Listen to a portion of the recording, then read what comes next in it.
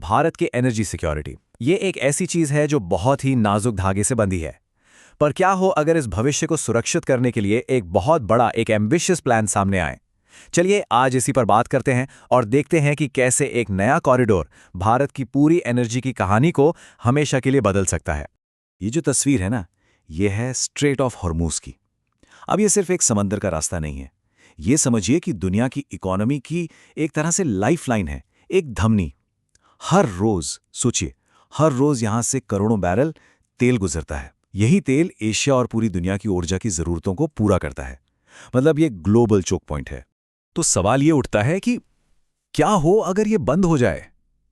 और यही आज का सबसे बड़ा, सबसे जरूरी सवाल है, क्योंकि हाल में जो वेस्ट एशिया में जियोपॉलिटिकल टेंशन बढ़ी है ना, उसने इस सवाल को और भी ज्यादा सीरियस बना दिया है। मतलब अगर ये रास्ता बंद हुआ तो असर क्या होगा। चलिए बात करते हैं पहले हिस्से की, एक क्रिटिकल चोक पॉइंट। देखिए, वेस्ट एशिया में जो हाल ही में कॉन्फ्लिक्ट हुआ है, उसने इस रास्ते पर बहुत बड़ी मुश्किलें खड़ी कर दी हैं। ICRA की एक रिपोर्ट है जो बताती है कि हाल के हमलों ने पूरे रीजन की स्टेबिलिटी को बुरी तरह से हिला दिया है और इसका सीधा असर हॉर्मुज जलडमरू मध्य पर पड़ा है। अब भारत के लिए ये चिंता की बात क्यों है? वो इसलिए क्योंकि हमारा लगभग 20% इंपोर्ट और 14% एक्सपोर्ट इसी एक रीजन पर डिपेंड करता है। ये बहुत बड़ा नंबर है। और जानते हैं, ये जो अभी का संकट है ना, ये असल में भारत की एक बहुत पुरानी एनर्जी प्रॉब्लम को सामने लाता है, एक ऐसी कमजोरी जो हमारे सिस्टम में ही है। तो एनर्जी सिक्योरिटी का मतलब क्या है? बहुत सिंपल है। इसका मतलब है कि देश को एक तो सस्ती कीमत पर और दूसरा बिना किसी रुकावट के लगातार एनर्जी मिलती रहे। और ये हमारी नेशनल सिक्योरिटी का एक बहुत जरूरी हिस्सा है। अब जरा इस आंकड़े पर गौर कीजिए, 80%। जी हां, भारत अपनी जरूरत का लगभग 80% कच्चा तेल बाहर से मंगवाता है, मतलब इंपोर्ट करता है। ये नंबर साफ साफ दिखाता है कि हम विदेशी एनर्जी सोर्सेस पर कितना ज्यादा निर्भर हैं।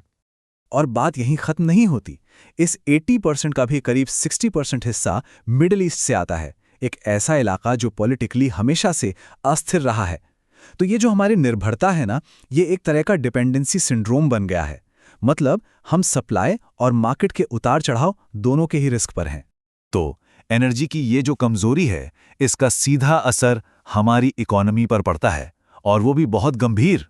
इसे ऐसे समझिए, कच्चे तेल की कीमतों का सीधा कनेक्शन हमारी इकोनॉमी से है। अगर कीमत में सिर्फ $10 प्रति बैरल का भी इजाफा होता है ना, तो भारत का करंट अकाउंट डेफिसिट, मतलब हमारे इंपोर्ट और एक्सपोर्ट के बीच का जो गैप है, वो 0.3 से 0.4% बढ़ जाता है। ये इकोनॉमी के लिए एक बहुत बड़ा झटका है। और इसका असर सिर्फ बड़े बड़े इकोनॉमिक नंबरों तक नहीं रहता। नहीं, ये हमारी रोजमर्रा की इंडस्ट्रीज पर भी पड़ता है, जैसे कि एयरलाइंस, टेक्सटाइल्स, फर्टिलाइजर्स, इन सब पर इसका नेगेटिव असर होता है। फायदा अगर किसी को होता है तो बस उन कंपनियों को जो खुद तेल और गैस निकालती हैं। तो ठीक है, प्रॉब्लम तो बिल्कुल साफ है, पर इसका कोई लॉन्ग टर्म, कोई स्ट्रेटेजिक सोल्यूशन है क्या? चलिए अब इस कहानी को प्रॉब्लम से सोल्यूशन की तरफ ले चलते हैं। देखिए, अपनी सप्लाई चेन को डाइवर्सिफाई करने के लिए और वेस्ट एशिया पर अपनी निर्भरता कम करने के लिए भारत अब एक नई दिशा में देख रहा है, यूरेशिया। ये एक ऐसा रीजन है जहां एनर्जी रिसोर्सेज की कोई कमी नहीं है, और ये भारत के लिए एक बड़ा स्ट्रेटेजिक ऑप्शन बनकर उभर रहा है। तो सवाल है, यूरेशिया ही क्यों? एक तो यहाँ हाइड्रोकार्बन और यूरेनियम जैसे रिसोर्सेज का भंडार है, और दूसरी तरफ तुर्कमेनिस्तान और कजाकिस्तान जैसे देश खुद भी रूस पर अपनी डिपेंडेंसी कम करना चाहते हैं और नए बाजारों की तलाश में हैं। तो ये एक तरह से विन विन सिचुएशन है जहां दोनों का फायदा है। लेकिन सवाल यह है कि भारत यूरेशिया तक पहुंचेगा कैसे? इसका जवाब एक बहुत ही एम्बिशियस प्रोजेक्ट में छिपा है, जिसका नाम है international north south transport corridor. Short में कहें तो INSTC। अब ये जो INSTC है ना, ये कोई आम सड़क या रेल लाइन नहीं है। ये जहाज, रेल और सड़क, इन तीनों का 7,200 किलोमीटर लंबा एक बहुत बड़ा नेटवर्क है। इसे डिजाइन ही इसलिए किया गया है ताकि भारत, ईरान और सेंट्रल एशिया के जरिए सीधा रूस और यूरोप से जुड़ सकें। NSTC की अहमियत आपको इन आंकड़ों से समझ में आएगी। देखिए, जो हमारा ट्रेडिशनल समुद्री रास्ता है, उससे सामान भेजने में 40 दिन से ज्यादा लगते हैं। वहीं NSTC से यही टाइम घटकर 20 दिन से भी कम हो जाता है। और तो और लागत भी करीब 30% कम हो जाती है। मतलब टाइम भी बचा, पैसा भी बचा। इस प्रोजेक्ट के पीछे का जो बड़ा विजन है, जो पॉलिटिकल विल है, वो प्रधानमंत्री मोदी के इस बयान में साफ झलकता है। ये सिर्फ एक ट्रांसपोर्ट कॉरिडोर नहीं है, ये एक बहुत बड़ा स्ट्रेटेजिक सपना है। लेकिन जैसा हर बड़े सपने के साथ होता है, इस रास्ते में भी मुश्किलें कम नहीं हैं, बड़ी चुनौतियां हैं। और एक बैलेंस्ड नजरिया रखने के लिए हमें इन मुश्किलों को भी समझना बहुत जरूरी है। इस बड़े प्रोजेक्ट को हकीकत बनाने की राह में कई रोड़े हैं। जैसे इसके जो की पार्टनर्स हैं, ईरान और रूस, उन पर वेस्टर्न सैंक्शंस लगे हुए हैं।